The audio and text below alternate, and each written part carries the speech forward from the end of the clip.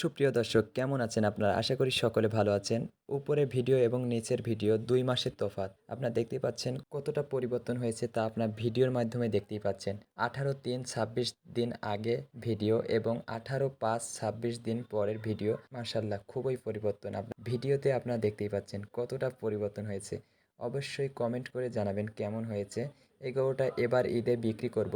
কত দাম হতে পারে এই গরুটার অবশ্যই কমেন্টে জানিয়ে যাবেন। খামারে লাভবান হতে চাইলে অবশ্যই কাঁচা ঘাস রাখতে হবে। আমি বারে বারে একটা কথাই বলি, ঘাস চাষ করুন তারপরে খামার করুন, তাহলেই খামারে লাভবান হতে পারবেন। কাঁচা ঘাসের বিকল্প হিসেবে সাইলেজ খাওয়াতে পারেন। আমি পাকচং ওয়ান হাইব্রিড ঘাসের সাইলেজটাও আমার গরুকে খাওয়াই, আমার খামারের সকল গরুকে খাওয়াই। খুবই দ্রুত মোটা তাজা হয়। যাদের সাইলেজ লাগবে অবশ্যই স্ক্রিনে থাকা নাম্বারে যোগাযোগ করতে পারেন। এবং ভিডিওতে যে ঘাসটি দেখতে পাচ্ছেন এটা পাকচং ওয়ান হাইব্রিড ঘাস।